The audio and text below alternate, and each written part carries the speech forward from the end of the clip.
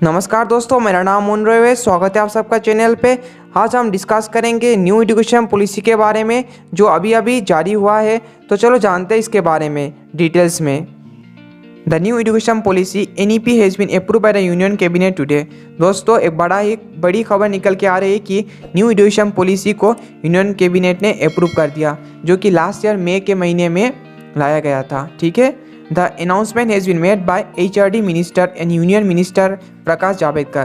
Prakash Javadekar minister जो है हमारे, उन्होंने अनाउंस किया इसके बारे में। आज 4 बजे अनाउंस किया था।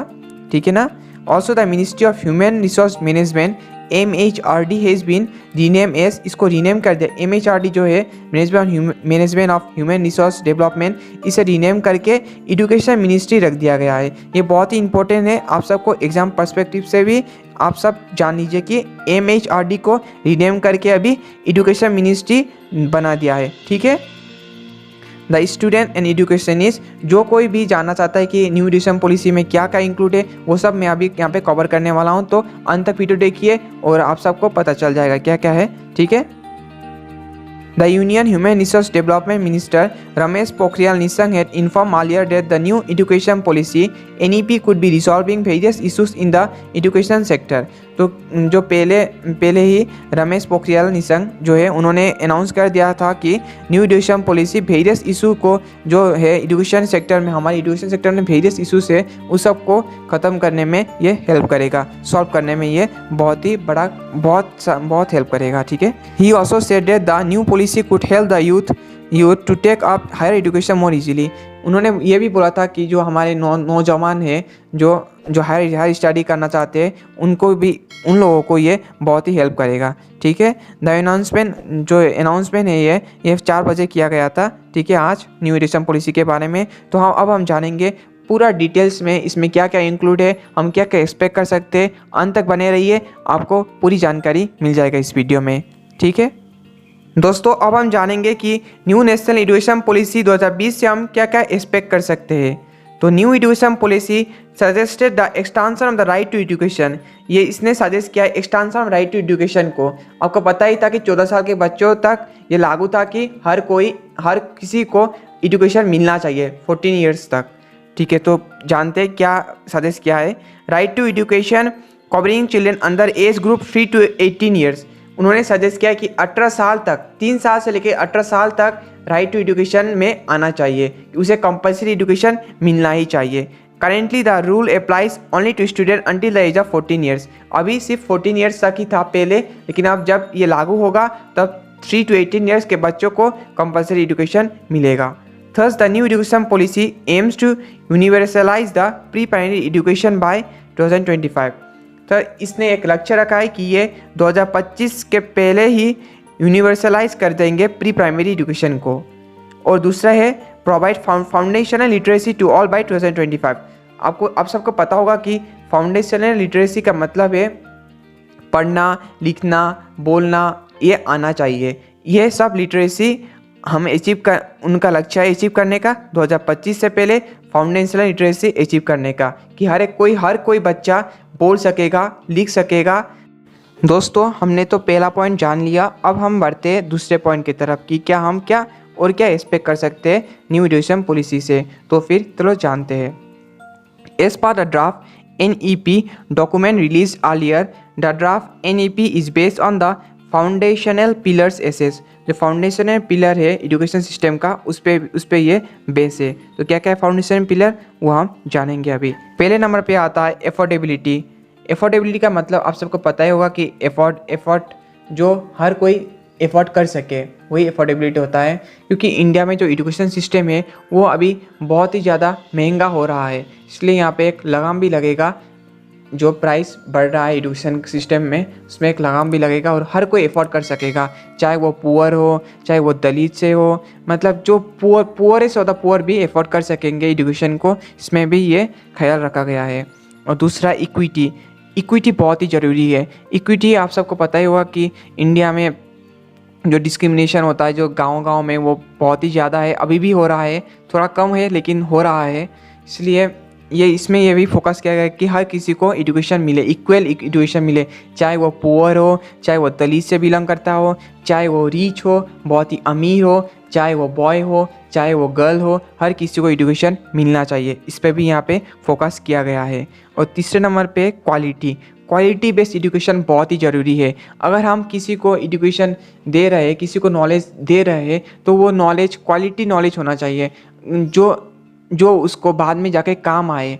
क्योंकि इंडिया पे जो है जो हम पढ़ते हैं स्कूल में, जो पढ़ते हैं उस पर कुछ थ्योरी ज़्यादा है और प्रैक्टिकल ज़्यादा नहीं है, जो कि हमारे आगे चल के हमारे लाइफ पे ज़्यादा असर नहीं करता, ज़्यादा हेल्प नहीं करता हमें लाइफ पे। लेकिन अगर हमारा क्वालिटी बेस्ड एजुकेशन आएगा एजुकेशन सिस्टम इंडिया पे, तो बहुत ही हेल्प करेगा बच्चों को। बाद में फ्यूचर में वो लोग इसे यूज़ कर सकेंगे, अपने लाइफ पे अप्लाई कर सकेंगे, प्रैक्टिकल लाइफ पे बहुत ही हेल्पफुल होगा ये। ठीक है। और फिर है अकाउंटेबिलिटी का मतलब है कि जो बच्चों लोगों का जो प्रोग्रेस हो रहा है वो देखना पड़ेगा, टीचर लोगों को देखना पड़ेगा, जो क्या क्या प्रोग्रेस हो रहा है स्टूडेंट का, वो सब कुछ हमें जानना पड़ेगा। टाइम टू टाइम एग्जामिनेशन होना पड़ेगा। ये सब पे भी फोकस किया गया है। तो ठीक है, 2 नंबर पॉइंट हमने कवर कर लिया। अब हम बढ़ते हैं 3 नंबर की तरफ। अब हम जानेंगे तीसरे पॉइंट में क्या एक्सपेक्ट कर सकते हैं हम न्यू एजुकेशन पॉलिसी से। तो चलो जानते हैं।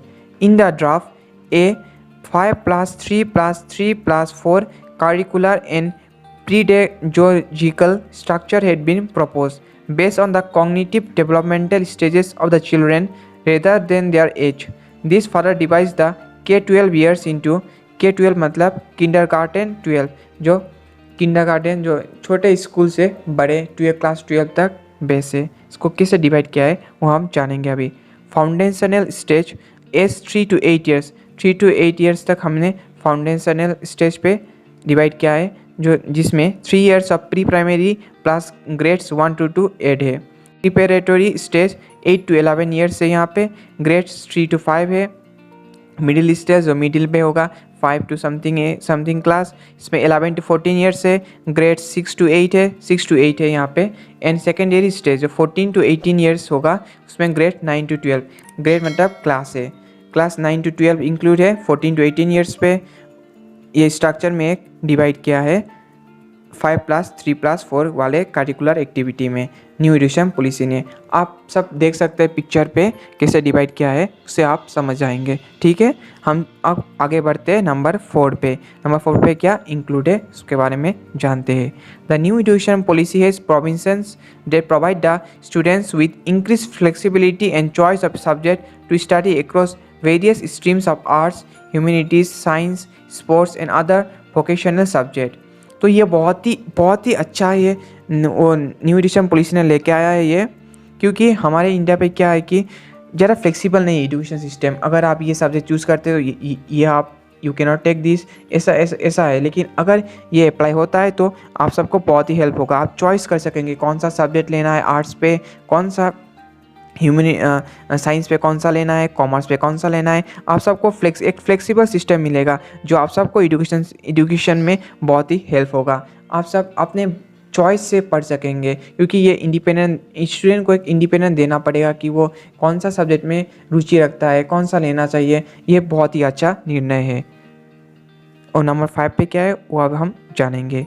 There is been a proposal of multilingual studies too in the NEP New Education Policy. Since children between 2 to 8 years have the ability to learn languages quickly and multilingualism has cognitive benefit for them. आप सबको पता होगा कि 2 से 8 साल के बच्चे बहुत ही जल्दी लैंग्वेज सीख जाते हैं। जो कुछ भी आप सिखाओ वो जल्दी से सीख जाते हैं। अगर आपके घर में छोटा बच्चा है तो अगर आप उसे अभी इंग्लिश सिखाएंगे तो वो बाद में जाके बहुत ही अच्छा इंग्लिश बोलेगा, और वो 1 या 2 साल में अच्छा इंग्लिश, फ्लुएंट इंग्लिश बोलने के लिए बोल सकेगा। इसलिए NEP ने एक इंक्लूड किया है कि मल्टीलिंगुअल की जो से 8 से बच्चे हैं उनको एक लैंग्वेज का एक एक्स्ट्रा क्लास दिया जाएगा। Children could be engage in 3 languages early on, 3 languages का क्लास दिया जाएगा अर्ली 2 to 8 years के बच्चों को from the foundational stage as per the draft. As per the draft के अनुसार। There could also be a focus on the classical language of India, जो classical language है, जो जिससे कि आप जानते हैं संस्कृत हुआ, अगर आप स्टेट में रहते हैं, अगर हम आसाम पे तो एसामीस हुआ, जिस भी स्टेट में है, जिस भी स्टेट का क्लासिकल लैंग्वेज है उसको आपको सीखने को मिलेगा। नंबर 6 पे क्या इंक्लूड है हम वो जानेंगे। The NEP also aims to create a new highest regulating body, the Rashtriya Shiksha Aayog और नेशनल एजुकेशन कमीशन। ओके, ठीक है। तो NEP ने 6 नंबर पे एक पॉइंट इंक्लूड किया है कि वो एक न्यू हाईएस्ट रेगुलेटिंग बॉडी, एक बॉडी क्रिएट करेगा जो एजुकेशन सिस्टम को रेगुलेट करेगा। उसका नाम होगा राष्ट्रीय शिक्षा आयोग और national education commission. That could be headed by the prime minister of India. PM इसके हेड होंगे कि राष्ट्रीय शिक्षा आयोग क्रिएट किया जाएगा, जिसका हेड कौन होगा, हमारे प्रधानमंत्री होंगे। जो भी प्रधानमंत्री होगा, अभी जैसे प्रेजेंट में हमें प्राइम मिनिस्टर है नरेंद्र मोदी, तो नरेंद्र मोदी जी होंगे हमारे राष्ट्रीय शिक्षा आयोग के हेड, ठीक है। और अगर दूसरे साल पे कोई नया आता है तो वही हेड होगा, ठीक है। ये 6 नंबर पे पॉइंट पे इंक्लूड था। दोस्तों, एक बड़ी खबर जो NEP से जुड़ी हुई है वो ये है कि MPhil को डिसकंटिन्यू कर दिया गया है। MPhil जो था उसे डिसकंटिन्यू कर दिया गया है, ठीक है। In a bid to ramp up digital learning, a national educational technology forum could be created.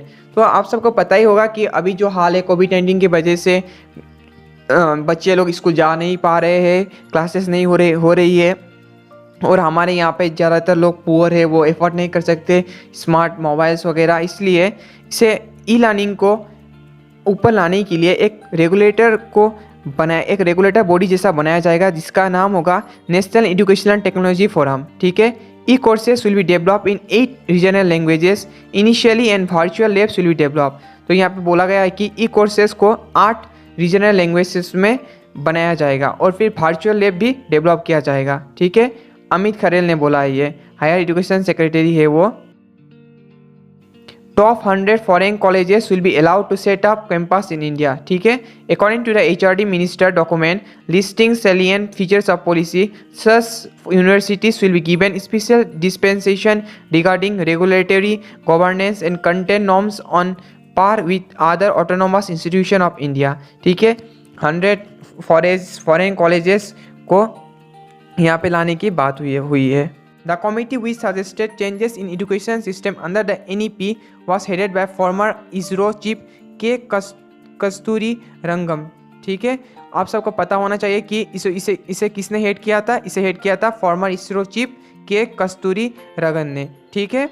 The NEP was drafted in 1986 and updated in 1992। इसे पहले ड्राफ्ट कब किया गया था, लास्ट टाइम 1986 को ड्राफ्ट किया गया था और फिर अपडेट किया गया था 1992 को। जो हमारा जो फर्स्ट एजुकेशन पॉलिसी वो कब आया था, 1968 में, ये मत भूलिएगा, ठीक है। 1968 फर्स्ट पॉलिसी है, सेकेंड पॉलिसी 1986, अब थर्ड पॉलिसी आया है कब, 2020 को आया है। और फिर 1992 में एक अपडेट हुआ था, ठीक है, उसके भी भूलना मत, ठीक है। तो फिर मिलते हैं अगले वीडियो पे, तब तक के लिए सुरक्षित रहिए, सावधान रहिए।